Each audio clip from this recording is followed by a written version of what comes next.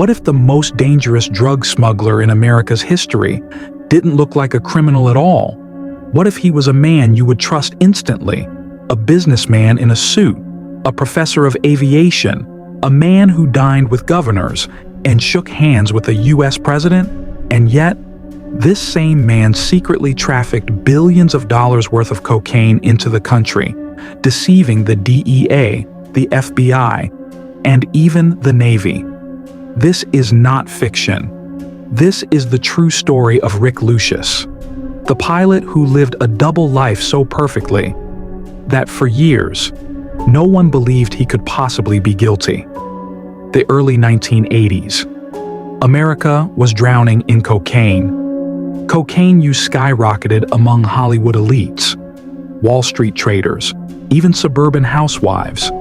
The Medellin cartel, under Pablo Escobar, had become a global empire, generating billions weekly. Miami was nicknamed the cocaine capital, streets littered with cash, murders, and flashy traffickers. The U.S. government launched a massive war on drugs. The DEA deployed radar systems across Florida. The Navy used warships with long-range detection. Coast Guard helicopters patrolled day and night. Smugglers were being caught daily. Most were easy targets. Reckless men with flashy gold chains, private jets filled with barrels of fuel, and zero discipline. But while the DEA celebrated small wins in Florida, one man quietly built an empire elsewhere. A man no one suspected. Rick Lucius wasn't born into crime.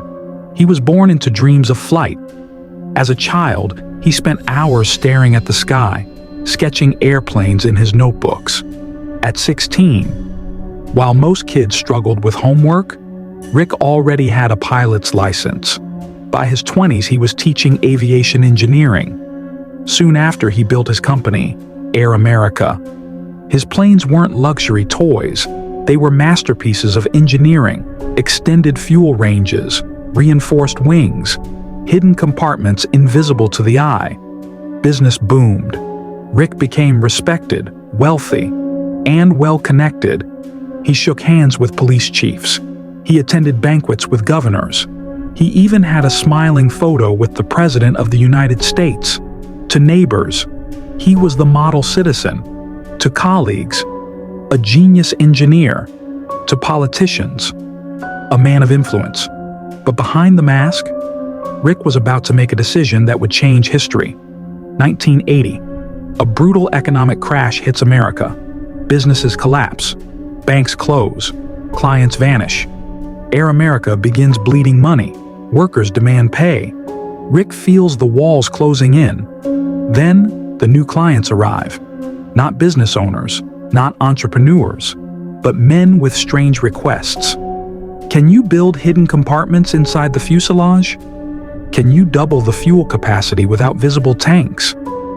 Can you make a plane fly twice as far and still look normal? Rick knew. They weren't businessmen. They were smugglers. At first, he hesitated. But desperation whispers louder than morality. To save his company, Rick said yes.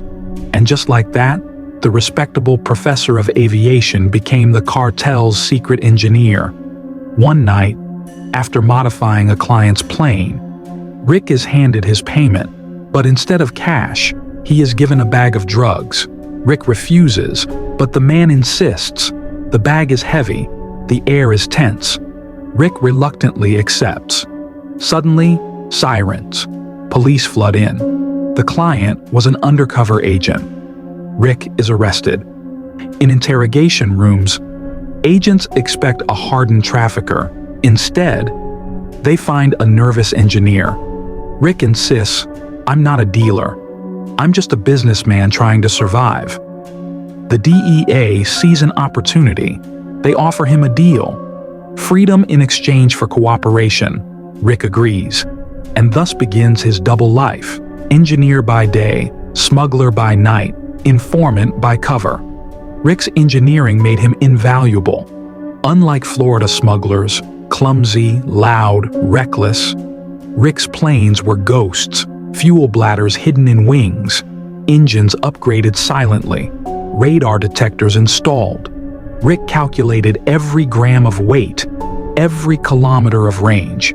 His planes could fly 5,000 kilometers nonstop. While the DEA patrolled Florida, Rick launched from Pennsylvania. Nobody was watching there. His first flights to Colombia were breathtakingly risky. Dirt strips carved into jungles, trucks waiting with tons of cocaine, takeoffs barely clearing treetops. On one return flight, Navy surveillance spots him, a death sentence. But Rick doesn't panic. He dives into a thunderstorm. Lightning flashes, turbulence shakes the craft. Any ordinary pilot would crash. But Rick? Calm, calculated. 2 hours later, he emerges from the storm, untouched, invisible, and free. To cartels, he wasn't just a pilot, he was a legend. By day, Rick calls DEA agents, giving them just enough intel to keep their trust. By night, he smuggles tons of cocaine worth billions. He is two men in one body. To law enforcement, a loyal informant. To cartels, their most reliable smuggler. And to the world, just a businessman.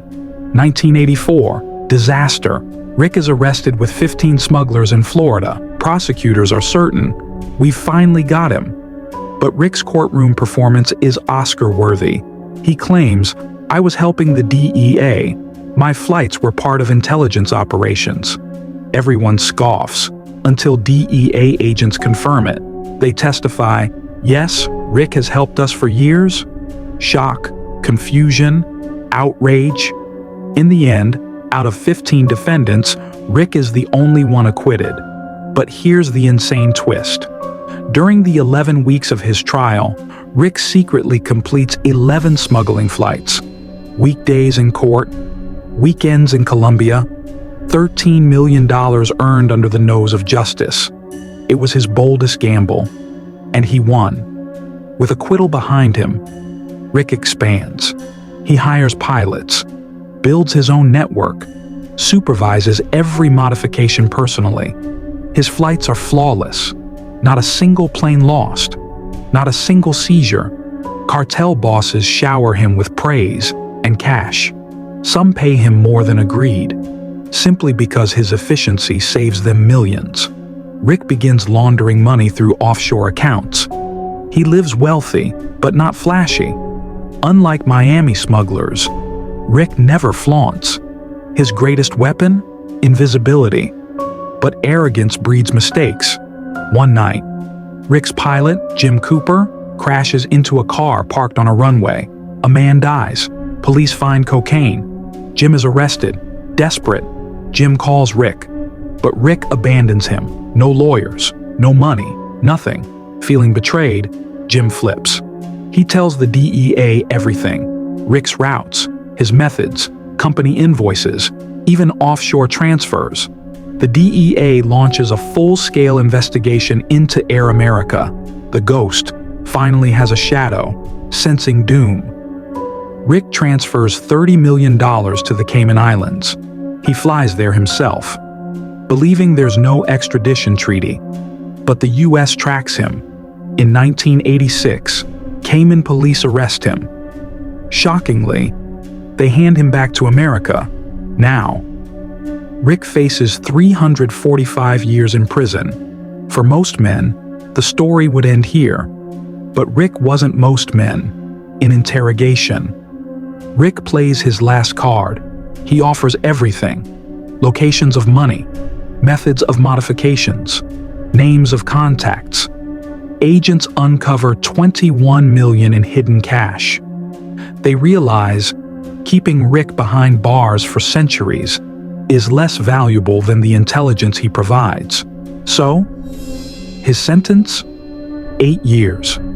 8 years for the man who smuggled billions. Rick Lucius walked out of prison in less than a decade. Some believe he still had millions hidden offshore. Some believe he disappeared into quiet wealth. But one question remains. Was he a genius mastermind who beat the system, or a desperate gambler who betrayed everyone?